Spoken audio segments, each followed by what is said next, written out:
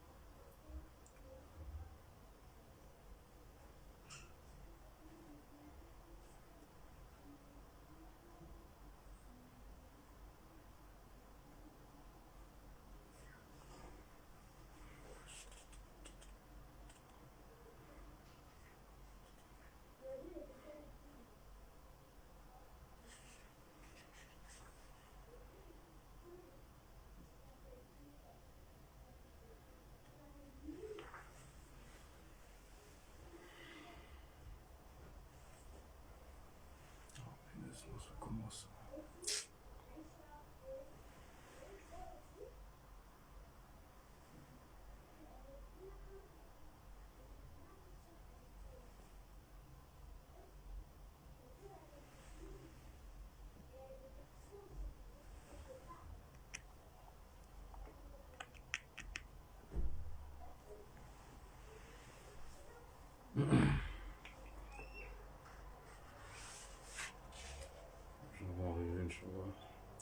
أعوذ بالله من الشيطان الرجيم بسم الله الرحمن الرحيم وصلي وسلم وبارك على سيدنا ومولانا محمد وعلى آله وصحبه والحمد لله رب العالمين اللهم صل على سيدنا محمد الفاتح لما أخلق والخاتم لما سبق ناصر الحق بالحق والهادي إلى صراطك المستقيم وعلى آله حق قدره ومقداره العظيم.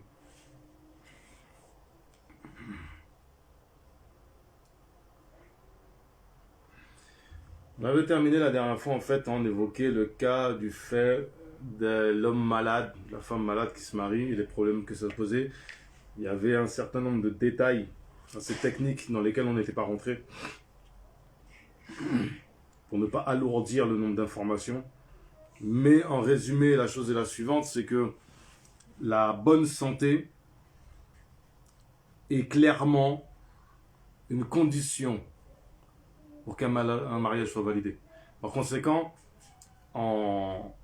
quelqu'un qui a une maladie dont craint la mort, le mariage n'est pas permis, il doit être rompu. Alors sachant une chose, c'est que, étant donné que manifestement c'est une particularité du madhab maliki, c'est un avis typique du madhab, et que chez d'autres non, il faut une intervention, il faut que le mariage soit rompu dans le cadre d'une procédure judiciaire. Dans le cadre de cette procédure judiciaire, si on abroge le mariage par la suite, il faut savoir qu'il y aura un choix qui sera donné, un choix qui sera fait, pas qui sera donné, un choix qui sera fait entre le fait de donner moins, entre la dot qui a été mentionnée, la dot du mithl, donc la dot habituelle pour une femme de telle catégorie, et le tiers de l'héritage. Comme j'ai dit, c'est des détails dans lesquels on ne va pas rentrer, mais l'idée est la suivante, c'est que un malade qui se marie, un malade dont on craint la mort, quelqu'un qui a par exemple un cancer en phase terminale, quelque chose comme ça, on ne valide pas ce mariage-là, on ne permet pas ce type de mariage. On donne comme entre autres comme argument, c'est que ici il y a une forme de zulm, entre guillemets, une forme d'injustice qui est faite aux héritiers qui ne peuvent pas, qui sont lésés dans leur héritage. C'est comme rajouter, parce qu'en fait, pour être concret, on rajoute un héritier, en fait. Et donc la part des autres diminue. Maintenant, on va aborder une question et on va tenter au mieux de synthétiser, de ne pas nous éparpiller et de rester en fait sur deux avis qui sont manifestement les avis les plus forts de l'école, En tout cas, c'est comme ça qu'ils sont présentés par certains des muhaqqiqoun de l'école. Et ici, c'est la chose la suivante.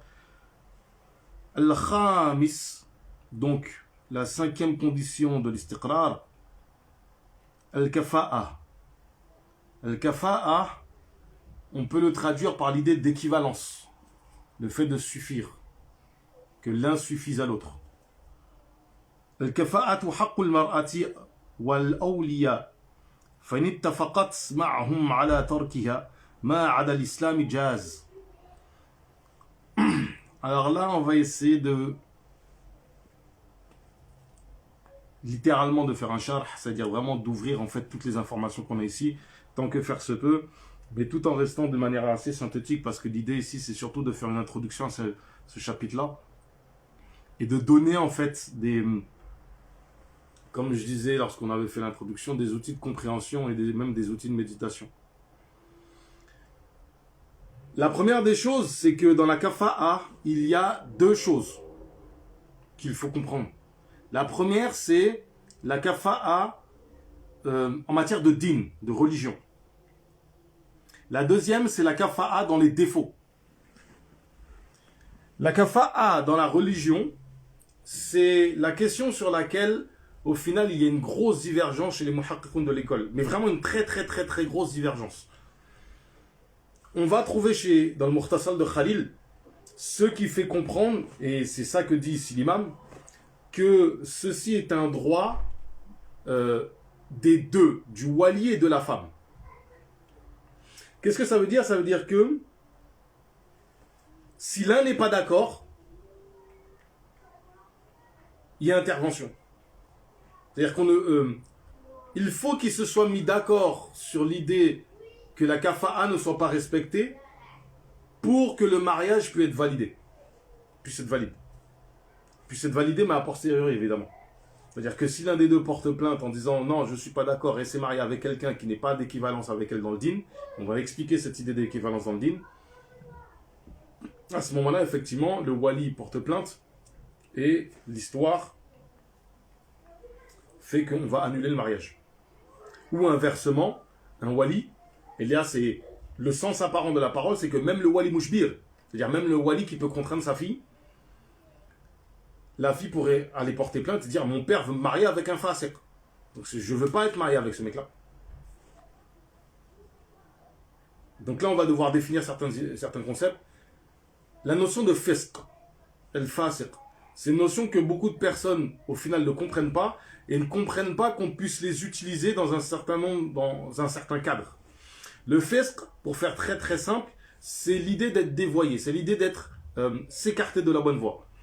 Et cette idée de s'écarter de la bonne voie, elle se traduit par le fait qu'un individu commette des grands péchés en public, en l'occurrence, un seul grand péché en public suffit, par exemple boire de l'alcool, ou fasse des petits péchés en public de façon recommandée.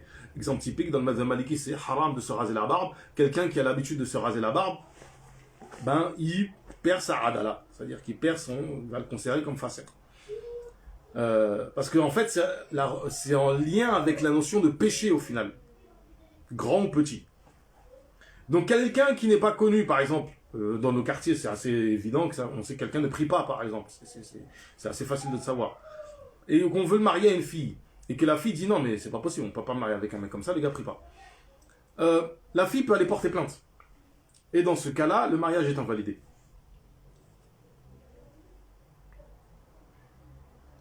Donc selon cet avis-là, c'est un droit des deux.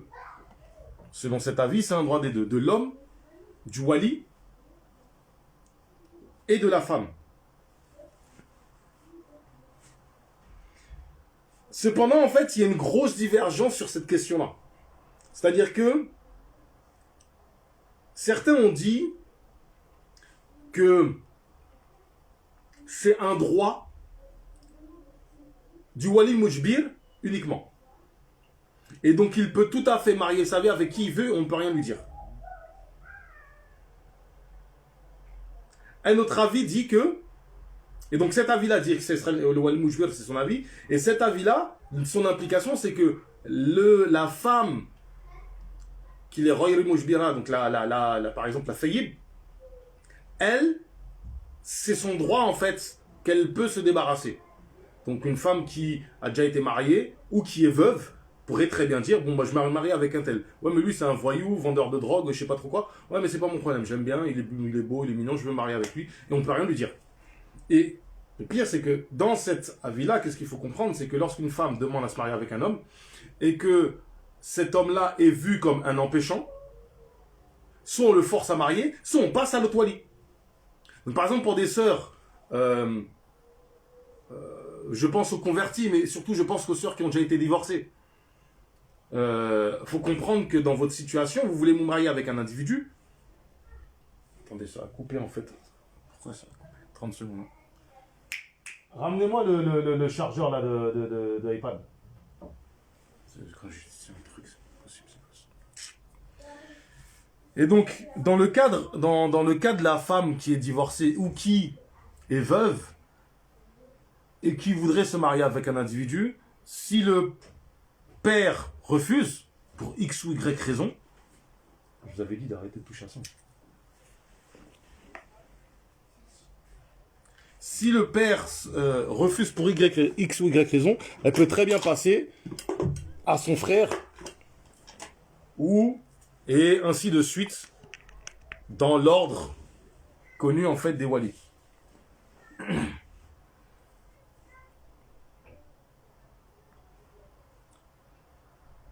Alors, ce qu'on a dit ici, c'est la vie, c'est important, c'est si elle délaisse la kafa'a autre que l'islam s'est permis.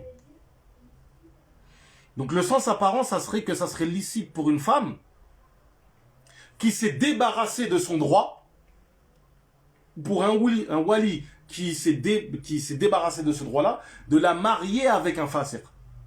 Mais le statut de base, c'est que ce n'est pas permis, le statut de base, c'est qu'il n'est pas permis de marier une femme avec un fasiq.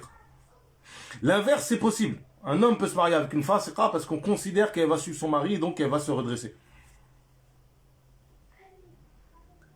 Alors,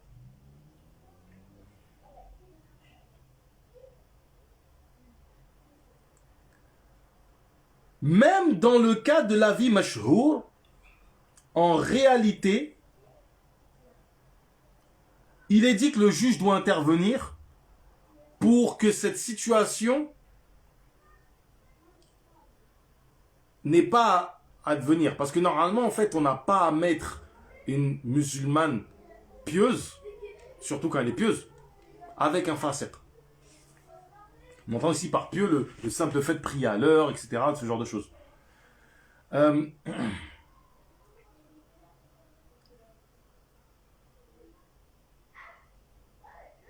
Et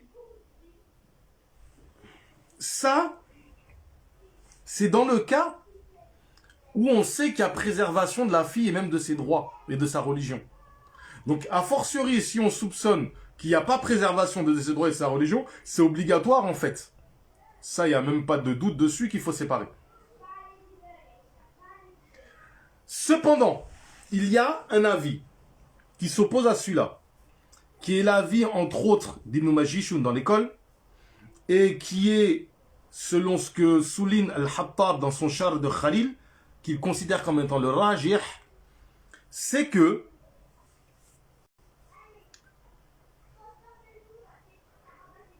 en fait, l'absence de fisq est un haqq d'Allah sur ce mariage. L'absence de fisq, dans le cas du mariage, est un haqq d'Allah sur ce mariage.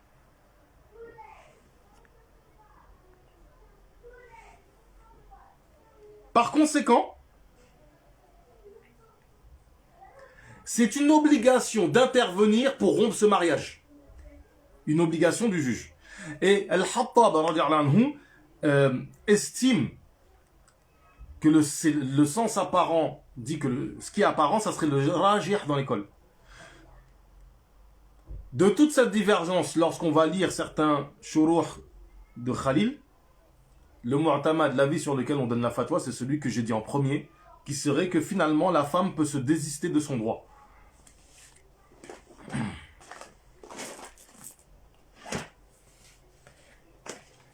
que je dois vérifier vite fait. Parce que...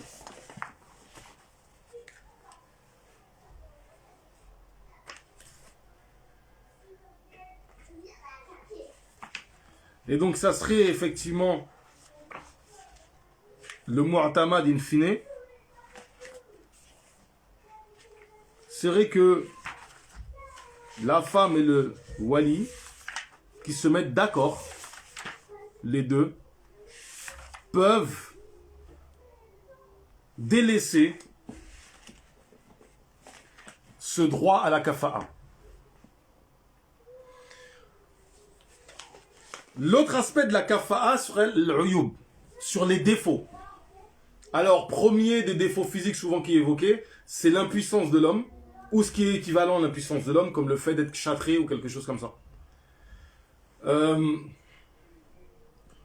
Dans le cas de l'impuissance, c'est assez simple.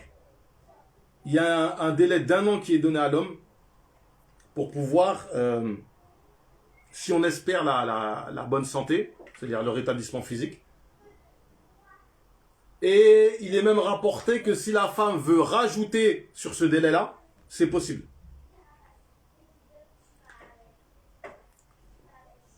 Ça revient à ce qu'on disait sur la question de certains droits et certaines visions qu'on a de l'islam et sur la question des désirs et la place que ça en fait dans ce chapitre-là. Donc clairement, il y a des défauts qui, même si dans le urf c'est un défaut, et dans certains de nos textes vous verrez qu'on parlerait du fait que quelqu'un soit noir de peau. Pourquoi ? Parce que dans certaines sociétés, à l'époque, être noir de peau, foncé de peau et avoir des traits type négroïde était considéré comme un axe, comme quelque chose de pas forcément beau. Donc par conséquent, les ulémas en fait précisaient que ce n'est pas une raison. De la même manière, par exemple,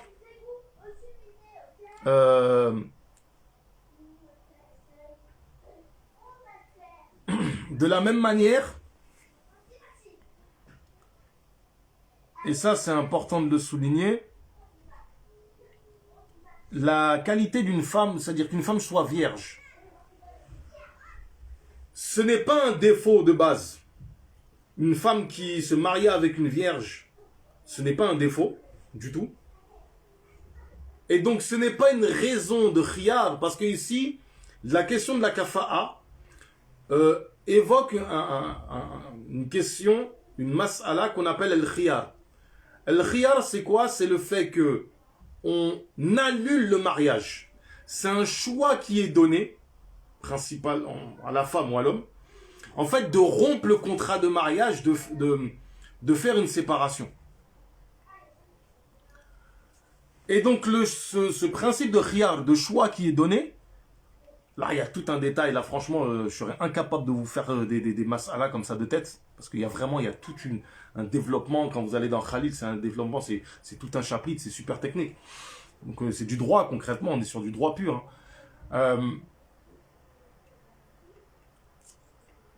Sur, est-ce que, par exemple, un homme qui se marie avec une femme, il constate que la femme n'est pas vierge, il peut faire le khiyar. Là, c'est pas permis. S'il a consommé, le fait qu'il ait consommé déjà fait qu'il ne peut pas divorcer la famille automatiquement. Il doit attendre en fait justement que la fille ait ses règles, etc., comme on verra dans le cadre du divorce, de faire un divorce sunna. Mais il ne peut pas renvoyer la fille parce qu'elle n'est pas vierge. Le fait que la femme ne soit pas vierge, je le répète encore une fois, ce n'est pas un défaut qui implique d'avoir un khiyar, sauf si l'homme a mis comme condition dès le départ dans le mariage, c'est une condition que ma femme soit vierge. Si la condition n'est pas respectée, là effectivement, il a le choix du khiyar. On s'est posé la question, est-ce qu'on peut marier une belle avec un homme laid ? Est-ce que être laid, et là en fait c'est très relatif au final, est-ce qu'être laid, c'est un défaut qui permet à la femme de dire non mais vous exagérez, je vais avoir le choix de me séparer de cet homme-là. Là, la kafa'a va toucher aussi, par exemple, le fait d'être libre ou pas libre. Le fait d'être libre ou esclave. Et pour le coup, le khiyar peut être a posteriori. C'est-à-dire qu'un homme est marié avec une femme, cette femme est libérée. Les deux sont esclaves, la femme est libérée. La femme, on va la voir, on va dire, bon, est-ce que tu veux rester avec lui? Et ça, c'est ce qu'on appelle khiyar. On lui donne le choix de rester ou pas avec l'homme. Elle peut très bien dire, ouais, moi je veux pas rester, je suis plus esclave, je peux être marié avec un esclave. Et c'est possible qu'elle se sépare de lui. Donc, Uyub, ce sont un certain nombre de défauts physiques ou des fois sociaux qui, pour certains, vont être ça va entraîner de facto un khiyar. J'ai pris le cas de l'homme et de son impuissance ou bien de son incapacité parce qu'il a été châtré, mais il y a le cas de la femme qui a un certain nombre de, comment on appelle ça, ratq, je crois. En arabe, c'est le fait qu'elle ne puisse pas être pénétrée. Et ben, ce genre de choses, en fait, il faut bien comprendre que ça permet le khiyar. Et dans ce cas-là, c'est intéressant de souligner que si l'homme ou la femme se satisfait du défaut de l'autre, l'homme ou la femme se satisfait du défaut de l'autre, ils ne peuvent pas a posteriori demander en fait la séparation à cause de cette chose-là, à cause du défaut dont ils se sont satisfaits au préalable. D'ailleurs, c'est intéressant de souligner aussi que un wali qui a marié sa fille avec un fasiq et il se sépare, il ne peut pas refuser s'il redemande la fille en mariage. Non seulement il ne peut pas refuser, mais s'il n'est pas capable de ramener une preuve que son fisc a augmenté, par exemple avant, je sais pas moi, donc il buvait de l'alcool mais il priait, mais là il prie plus.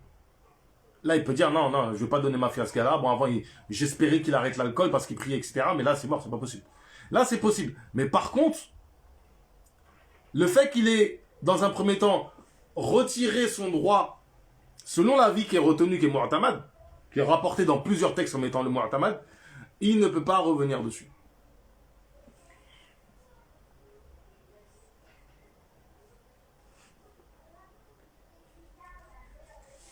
On va aussi évoquer une chose, la notion de shurfa concernant les femmes. Le fait d'être sharifa.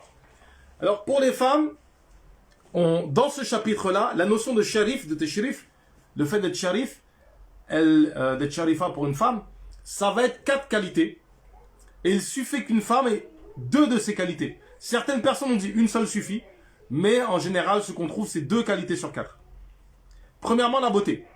Une femme qui est considérée belle dans le urf, une femme qui est riche, une femme qui a un bon nasab, donc une origine, d'une certaine origine, une origine respectable, enfin, qui a un nasab. Le hasab et le nasab, c'est pas exactement la même chose. Le nasab, c'est une certaine origine, on va dire. Le hasab, c'est le prestige de l'origine. Si par exemple, vous avez une fille qui est très belle, mais pauvre, et issue d'une famille, par exemple, de ulama, et bien dans ce cas de figure, on est face à une sharifa. Donc très très rapidement, en fait, dans tous les quartiers de France, en fait, il y a des femmes qui ont le statut de sharifa. Et rappelez-vous que si en plus on considère, parce que manifestement c'est un avis qui reste quand même assez fort, que une seule qualité suffit à avoir le statut de sharifa pour une femme, et très facilement, être belle pour une femme, c'est quelque chose qui peut être, je dirais pas assez commun, mais pour à partir d'un certain âge, etc., beaucoup de nos sœurs sont considérée comme belle en fait dans les habitudes des gens, on peut considérer déjà de ce moment-là qu'elle est sharifa. Pourquoi en fait on dit ça? C'est que cette notion de sharifa, elle va toucher à quoi? Elle va toucher par exemple à ce que je disais sur le fait de marier quelqu'un qui n'est pas spécialement d'une certaine condition sociale ou qui est laid. Est-ce qu'on marie avec une femme belle? C'est une question sur laquelle il y a divergence. L'avis retenu, c'est qu'effectivement, c'est pas une raison de khiyar, mais on retient quand même, et c'est important de le dire, qu'il y a divergence. C'est-à-dire qu'on s'est quand même posé la question, et c'est intéressant de se le dire,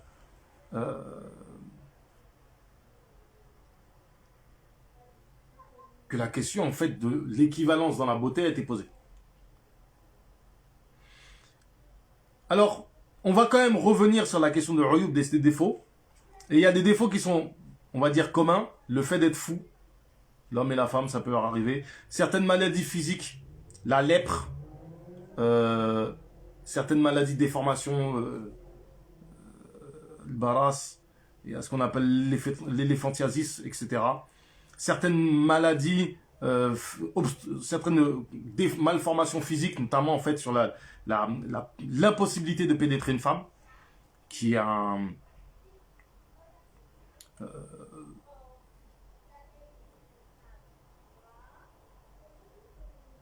comment dire, qui comment dire ça, bah, c'est simplement qui empêche la pénétration et de faire en fait le mariage en fait est vicié en fait.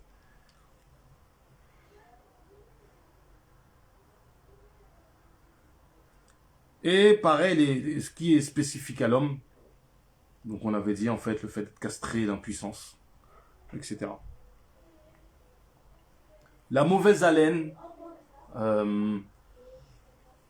les mauvaises odeurs issues des parties intimes ne sont pas des défauts qui vont entraîner un khiyar en fait.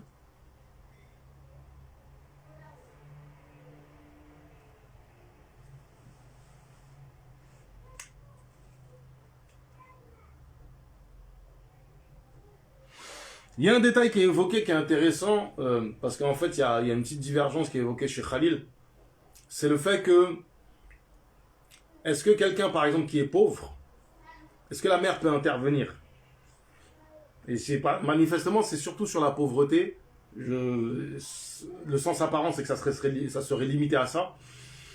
Mais l'idée ça serait simplement que la femme, la mère de la fille donc, pourrait intervenir et porter plainte auprès du juge. Et il y a une divergence qui est de savoir est-ce que au final il y a divergence entre une parole de Malik et d'Ibn Qasim sur ce sujet-là en particulier. Mais l'incapacité de l'homme à subvenir aux besoins de la femme serait une raison, ça serait possible pour la mère en fait d'intervenir et de demander à ce que ce mariage n'advienne pas et elle pourrait porter plainte en fait auprès du juge.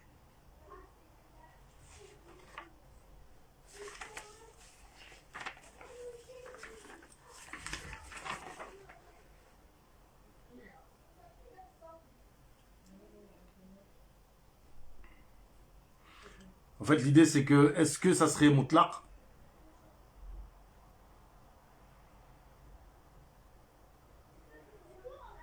Si la femme est aisée, si elle est mise, il faut bien comprendre que ici on parle d'une femme qui est issue d'un milieu qui est à l'aise socialement. Il y a une parole de Malik qui dit que ça serait un droit de la mère. Tu pourrais aller voir le juge pour dire non, je veux pas que mon mari m'a fait avec ce pauvre. Et Ibn Qasim, lui en fait, il dit que ça serait dans le cas où il y aurait un préjudice qui serait vraiment évident et identifiable. Et on a divergé de est-ce que la parole de Malik est conditionnée par la parole d'Ibn Qasim ou est-ce qu'il y a divergence en fait entre les deux. C'est pour ça qu'on a Qawlan lorsqu'on lit en fait Khalil sur cette question. Wa Sadis. Donc le cheikh Abu al-Hassan al-Maliki al-Shadili dit dans son matn, après avoir évoqué ce qu'on vient de dire, le 6e pilier du mariage. As-sira. وهي اللفظ الذي ينعقد في النكاح فالصيغة من الولي نحن أنكحت وزوجت والصيغات من الزوج نحو قبلت ورضيت. Donc la formule. Et ça concrètement dans certains textes de l'école, on voit qu'en fait, le mariage en tant que tel, c'est la formulation. C'est-à-dire qu'une fois que la formulation est faite, le mariage est acté. Donc, c'est la parole qui va, entre guillemets, indiquer la validation du contrat, la conclusion du contrat de mariage. C'est la parole par laquelle se fait le contrat de mariage. Donc concrètement, en fait, le mariage, c'est la sira, c'est la formulation. Donc il y a j'ai eu une conversation avec un de mes professeurs qui, dans l'idée, on pourrait comprendre, ce qui est apparent, qu'en fait, il faut que la formulation soit à minima en arabe, soit en arabe, ou à minima corresponde exactement à ce que représente dans le sens la formulation en arabe. Quand par exemple le wali dit Nkahtu, je t'ai marié un tel, et que l'autre dit Qabiltu, j'ai accepté, en fait en langue arabe on est dans une formulation qu'on appelle al-mardi. Al-mardi, certains le traduisent par passé, mais c'est plutôt l'idée que la chose est accomplie. Elle est accomplie, elle est faite, elle est validée. Or, en français, c'est assez compliqué en matière d'expression française. Par exemple, si on va parler au présent, je te marie un tel. Et en fait, dans la formulation je te marie un tel, on ne retrouve pas ce qu'on retrouve en langue arabe. Donc, en principe, il faudrait avoir une formulation qui dit je t'ai marié un tel, et l'autre dit j'ai accepté que tu me l'as marié. Pour pouvoir se rapprocher en fait de l'idée, c'est-à-dire que il faut qu'on ait en expression ce qui est compris en arabe, c'est-à-dire que la chose qui est dite indique un acte qui est déjà accompli, qui est déjà advenu.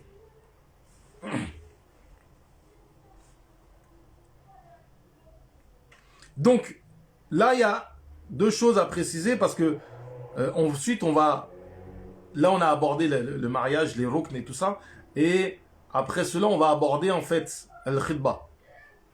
Avant d'aborder al-khidba, quand on va l'aborder, on prendra le temps d'expliquer certaines notions, donc, comme le fait que, en fait, la khidba, c'est quoi? C'est le fait que on aille rencontrer la famille de la fille pour donner un cadre qui permette aux deux de savoir s'ils se plaisent. Et on a les discussions d'ordre contractuel sur les dépenses, sur la dot, etc.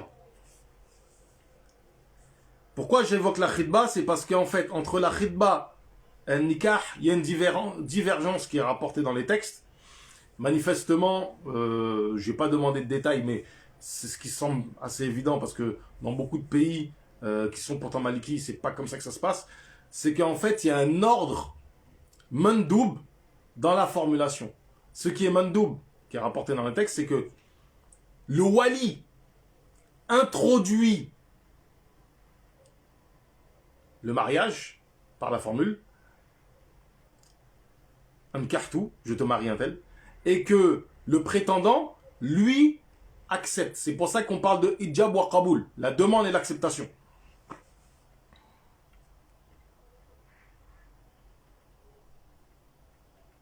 Et donc dans cet ordre-là, le mari, du moins le wali et le marié.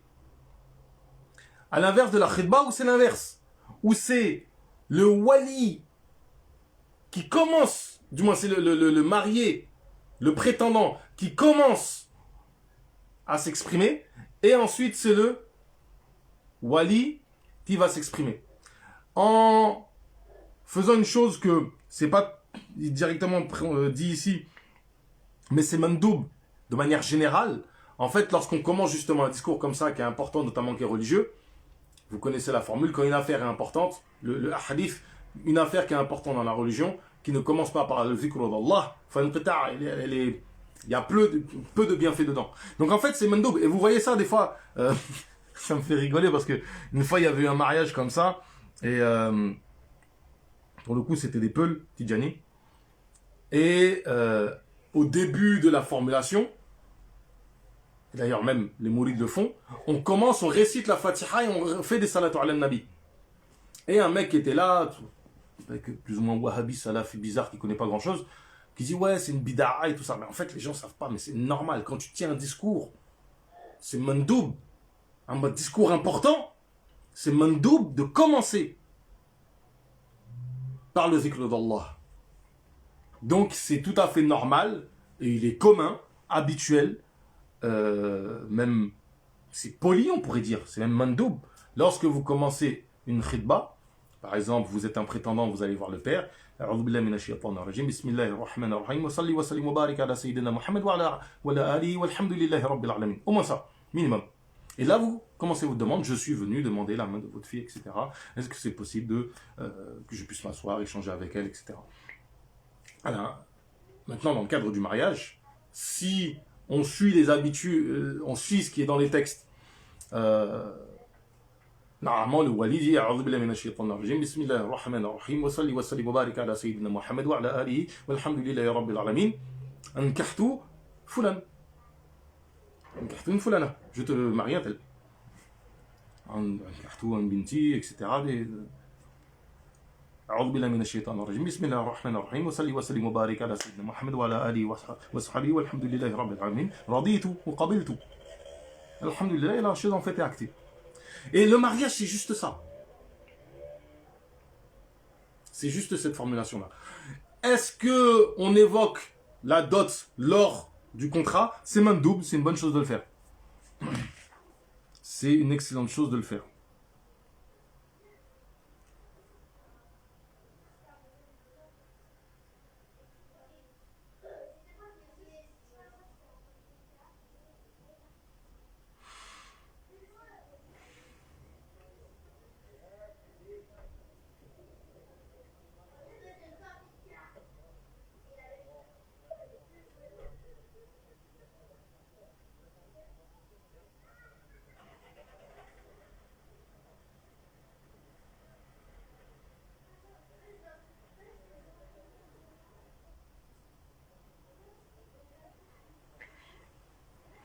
Alors il y a des petits détails quand même sur le fait que est-ce que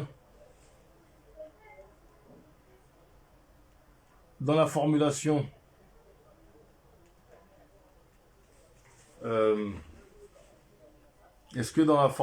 si on a une formulation qui est haute comme je te donne un tel, etc., est-ce qu'il faut préciser la dot? Parce qu'en fait la formulation elle n'est pas forcément évidente.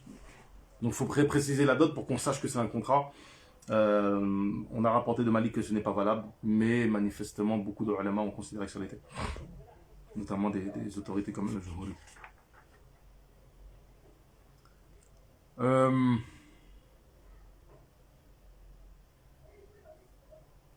En fait, manifestement, l'avis retenu, ça serait que si ce n'est pas ces formules-là, on ne valide pas parce qu'en fait, pour que les autres formules soient valides, il faudrait en fait indiquer la dot. C'est l'avis manifestement du madhab. Et en fait, j'aurais en fait justement considéré que non, c'est valable. Non, ça serait valable quand même. Le plus évident, ça serait de suivre en fait l'avis qui dit que il faudrait préciser la dot. Si on utilise une autre formulation, c'est-à-dire par exemple nous dans notre cas, on utilise une formulation française et qu'on tente au mieux de rester sur proche de la formulation arabe, il serait pertinent, intelligent de préciser la dot. Je t'ai donné un tel pour une somme de temps à la sunnati de Rasulullah sallallahu alayhi wa sallam.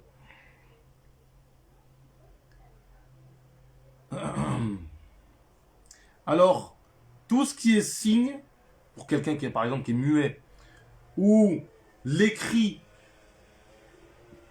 avec intention, aura valeur de mariage. Ça me fait penser que par exemple, c'est tout à fait possible par exemple de marier par le biais d'une lettre, ou même d'un message. Et quand on verra sur la question du divorce, on verra que il y a des divorces qui sont vraiment pas en matière de politesse les plus mignons, pas les meilleurs des comportements, mais l'idée par exemple de divorcer en envoyant des textos, des trucs comme ça, en envoyant un mail.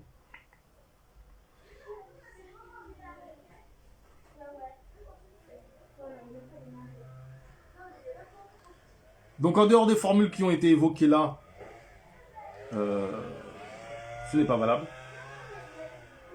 Toute formule qui pourrait ressembler à un don ou quelque chose comme ça, ce n'est pas valable. À distance, oui, parce qu'en fait, à distance, qu'est-ce qui se passe dans notre cas, à nous, par exemple? Est-ce que c'est possible, là, de faire un mariage à distance avec les gens? Étant donné que dans les habitudes, on sait qu'il n'y a pas, entre guillemets, de tricherie comment dire ça? Par exemple, on se connecte en même temps, je sais pas, sur WhatsApp ou un truc comme ça, sur un réseau de ce type-là, Messenger ou autre, on voit tous nos têtes, on est tous là, il y a une dizaine de témoins. Bon, ben c'est bon. C'est bon, il n'y a pas besoin de proximité. Et même des mariages à distance sont tout à fait possibles. Exemple concret, et ça arrive beaucoup en Afrique de l'Ouest. Le tuteur de la fille va voir le père ou l'oncle du gars. Ils font le mariage là-bas. Ils font le repas, la walima là-bas, etc. Et puis il y en a un qui est en France et l'autre qui est aux États-Unis. Ensuite, ils se retrouvent, ils vivent ensemble. C'est tout à fait possible, ce genre de situation. Et je dis c'est tout à fait possible. Ça arrive très fréquemment. J'ai au moins 1 ou 2 cousins qui sont mariés comme ça, moi. Et j'ai 1 ou 2 parce que j'ai pas cherché les autres qui m'ont rien dit. Vraiment. Quand je dis cousin, c'est parce que depuis ma conversion, je suis adopté par on va dire un cercle élargi, en fait, sénégalais. Donc, clairement, le mariage est très rapide. Et d'ailleurs, il faut faire attention, et ça, c'est quelque chose que je pense que je l'ai déjà dit, mais je le répète. Des gens qui, par exemple, quelqu'un qui a une fille, moi je prends mon cas, il faut pas que je rigole avec des formules de mariage. Parce que ma fille, très vite, elle est mariée. Il y a comme ça, il y avait une espèce de blague, enfin de sketch plutôt, tourné comme ça, où un professeur était en train d'expliquer le mariage, et il est en train de... En montrant la formulation, il explique à un petit, un carton petit, et il dit, Qabel tout. Le prof, il se rend compte, mais mince! Et toute la classe est en train de rigoler, ouais, vous lui avez marié votre fille. Et il a dit, divorce là. Concrètement, c'est un sketch, mais en fait, ce sketch est réel. C'est-à-dire que cette situation-là peut vraiment se présenter. Vous jouez avec un pote à vous. Ah, ouais, je te donne ma fille. Ah, ben c'est moi, j'ai accepté. Ben, c'est sa femme. Elle peut avoir 1 an, 2 ans, on s'en fout, c'est pas grave, c'est sa femme.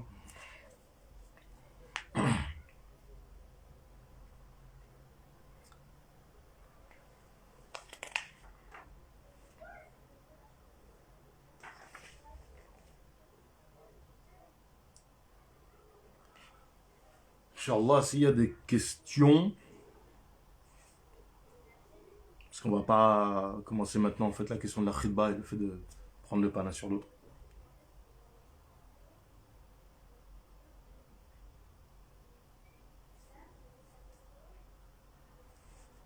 Il y a encore un problème avec Facebook, là, ça a déconnecté. Enfin, je m'en monter, mon iPad s'est éteint.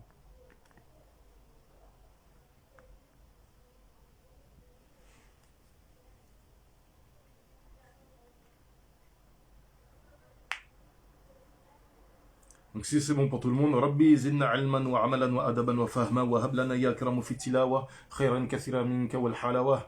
اللهم صل على سيدنا محمد الفاتح لما أخلق والخاتم لما سبق ناصر الحق بالحق والهادي إلى صراطك المستقيم وعلى آله حق قدره ومقداره العظيم سبحان ربك رب العزة عما يصفون والسلام على المرسلين والحمد لله رب العالمين.